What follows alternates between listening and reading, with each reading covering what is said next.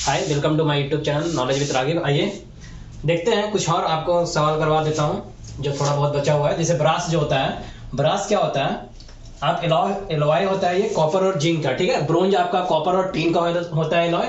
तो देखिए आप ए से यहाँ लास्ट आ रहा है तो कंफ्यूज मत होइएगा, कॉपर दोनों में है।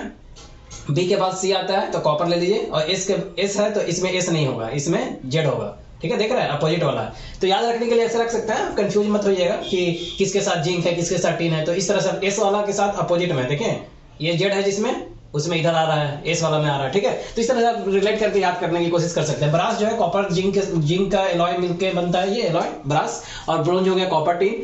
देखिए आप रस्टिंग का एक चीज हम आपको बताए थे, थोड़ा रस्टिंग आप देख लीजिए। मान लेते हैं कि हम 3 बीकर लेते हैं, 3 बीकर में हम क्या किए, एक में कॉपर क्लोराइड रख दिया, ठीक है। कॉपर क्लोराइड क्या करता है, एक्चुअली ये ऑब्जर्व करता है मॉइस्चर्स को। तो हम इस ऊपर जो है रबर कॉर्क से सील्ड कर दिए ताकि कोई बाहर से मॉइस्चर्स वगैरह, एयर वगैरह अंदर ना आए, ठीक है। क्योंकि एयर में मॉइस्चर्स होता है, वाटर वेपर होता है, मालूम है आपको। एयर सिर्फ ये नहीं होता एयर की ऑक्सीजन को अंदर किए और कार्बन डाइऑक्साइड को बाहर किए। नॉर्मली आपको ऐसा लगता होगा, बट यार एक्चुअली ऐसा होता नहीं, उसमें वाटर वेपर। ये तो आप तो 10th क्लास है ना, तो ये तो आपको मालूम ही है। तो ये एक्चुअली वाटर वेपर भी है और भी कुछ है उसमें, नाइट्रोजन डाइऑक्साइड है, डस्ट वगैरह भी है। तो देखिए एक्चुअली यहाँ पे हम क्या देख रहे हैं, आर्गन वगैरह भी है। देखिए यहाँ पे रबर कॉर्क है, जैसे अभी आर्गन कितना होता है, 0.93% होता है। ये सब खैर जरूरत नहीं है आपको। कार्बन कितना होता है, 0.03% के आसपास होता है, मे बी। कार्बन लगभग ऐसे इसी के आसपास होता है, देख लीजिएगा। तो रबर कॉर्क जो होता है क्या है, रबर कॉर्क आपका इसको रबर कॉर्क से हम सील्ड कर दिए, ठीक। अब आयरन नेल जो है हम इससे पुट कर दिए आयरन नेल। अब देखिएगा क्या होगा, कॉपर क्लोराइड है इसलिए हम पुट किए, और कॉपर क्लोराइड इसलिए रख दिए क्योंकि मॉइस्चर्स वगैरह को सारा ऑब्जर्व कर लेगा। अब क्या है, विदाउट मॉइस्चर में ये, ठीक है, ड्राई एयर है इसके अंदर, ठीक है। आयरन नेल हो गया आपका ड्राई एयर हो गया, क्योंकि कॉपर क्लोराइड रखे जो भी एयर था, तो इसको मॉइस्चर्स को, वो एयर जो एयर था उसमें जो वाटर वेपर के फॉर्म में जो मॉइस्चर्स है उसको क्या कर लिया, ऑब्जर्व कर लिया, तो एयर अब ड्राई हो गया। अब ये दूसरा कंडीशन ये है जिसे हम बॉइल्ड वाटर किए, ठीक। और एक नेल रखे हैं, और इस वाटर के ऊपर में, वाटर पे मतलब हमने क्या किया, एक ऑयल जो था, ऑयल भी उसमें हम पुअर किए, ठीक है। ऑयल भी डाल दिए, तो ऑयल का डेंसिटी कम होगा तो वाटर के ऊपर आके वो फ्लोट करेगा।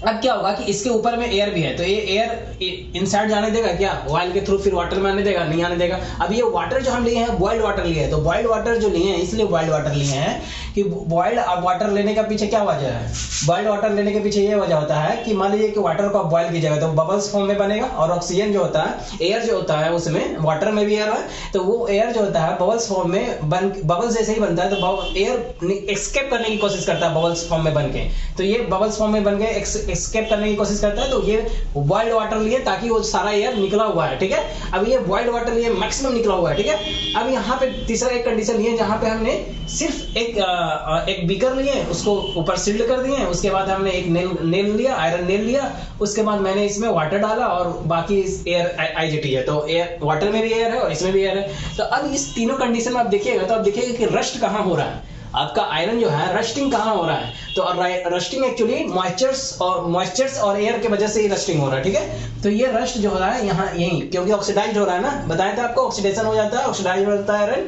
तो इसका वजह से रस्टिंग होता है। तो ये जो रस्टिंग होगा आपको इस केस में मिलेगा। ये दोनों केस में मिनिमम, अगर होगा भी तो बहुत मिनिमम होगा, एकदम नहीं ना के बराबर होगा ये दोनों केस में, ठीक। क्योंकि आप देख रहे हैं कि एयर है नहीं, मॉइस्चर है ही नहीं, इस वजह से नहीं हो रहा। तो रस्टिंग का मेन कॉज क्या होता है, एयर मॉइस्चर। तो आप ये एक्सपेरिमेंट के थ्रू इसको ऑब्जर्व कर सकते हैं, ठीक है। देखिए क्रोड जो है बहुत इजीली नहीं होता है क्रोड। तो आप देखिएगा गोल्ड और प्लेटिनियम बहुत इजीली क्रोड नहीं होता। क्यों? क्योंकि आपको बताया भी थे कि गोल्ड वगैरह जो होता है आप एसिड में भी डालिएगा तो उसका कोई असर नहीं पड़ता है। लेकिन अब जब एक आपको हमने बताया था कि HCl और HNO3 एक्वागिरिया बोलते हैं इसको, 1:3 में लेते हैं, तब ये एक्वागिरिया बनता है। और इसमें अगर पुट करते हैं तो हम इसमें देख सकते हैं कि इसका इफेक्ट यहाँ पे मिलता है। इस ये जो मिक्सचर मिलके बनता है एक्वागिरिया जिसको बोलते हैं, इसमें इंपैक्ट दिखता है। लेकिन ऐसे बहुत इजीली क्रोड नहीं होता, क्योंकि ऐसे भी बहुत क्या है, फ्री रिएक्टिव नहीं है, ये बहुत रिएक्टिव नहीं है, जिसकी वजह से ये क्या होता है, क्रोड नहीं होता है, क्योंकि इसका कोई रिएक्शन ही नहीं होता, फ्री स्टेट में रिएक्टिव भी नहीं है। तो अब देखिए एक्चुअली आप इसमें 3 है कि इसमें 1 है, कौन 1:3 में है, तो देखिए गलती लिख दिया मैं।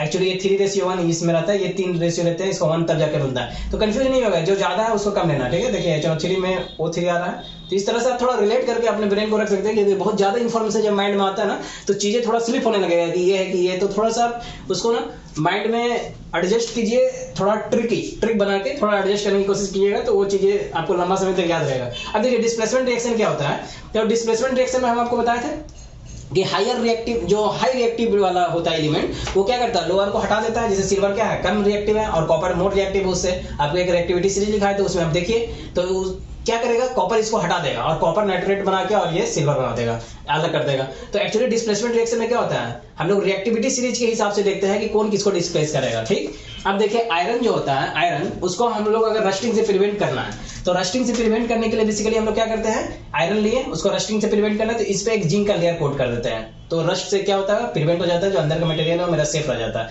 कुछ भी इंपैक्ट मिलेगा तो ऊपर जिंक पे मिलेगा। तो इससे क्या होता है, ये इसी प्रोसेस को हम लोग गैल्वेनाइजेशन बोलते हैं। तो अगर मान लीजिए कि आपका ऊपर का लेयर छूट भी गया किसी तरह से, हाँ किसी तरह से अगर छूट भी जाता है लेयर ऊपर का, तो क्या क्या होगा बताइए। अगर किसी तरह से लेयर छूट भी जाता है तो आयरन ज्यादा रिएक्टिव है कि जिंक ज्यादा रिएक्टिव है। देखिए आप चीजों को, अगर ज्यादा फिर भी क्या होगा कि वो रिएक्शन कर देगा आयरन से, और आयरन से रिएक्शन करके कोई एक आपको क्या प्रोटेक्शन इसको प्रोवाइड करेगा, ये आपका नेल कोट, समझे। तो एक तरह से आप ये चीज को एनालाइज कीजिए, चीजों सब एक दूसरे से जुड़ा हुआ है। अगर कैल्शियम है, ठीक, कैल्शियम एयर में रिएक्शन जब करता है हीट करने पे, तो क्या होता है, एक फॉर्म बनाता है, कैल्शियम ऑक्साइड बनाता है। इसका मेल्टिंग पॉइंट बहुत हाई होता है, ठीक। और इसी को हम आपको बताए थे कि ये क्या होता है, जब फर्दर वाटर से रिएक्ट करेगा तो कैल्शियम हाइड्रोक्साइड बनाता है, इसको एक्सोथर्मिक होता है, हीट रिलीज करता है, ठीक। तो ये इसका कैल्शियम ऑक्साइड का मेल्टिंग पॉइंट बहुत हाई होता है। इसी को हम लोग क्या बोलते हैं, क्यूकलाइम बोलते हैं। इसको हम लोग क्या बोलते हैं, लाइम वाटर बोलते हैं। इसको लाइम भी बोल सकते हैं, लाइम वाटर इसको बोलते हैं। अब बहुत जगह कंफ्यूजन होगा कि इसको लाइम बोल देगा, एक्चुअली ये लाइम नहीं है, ये लाइम वाटर है, ठीक है, या सिलेक्ट लाइम बोलते हैं इसको, या कैल्शियम हाइड्रोक्साइड बोल सकते हैं। ये लाइम है या क्यूकलाइम, बेसिकली क्यूकलाइम आता है तो इसको लिखा कीजिए।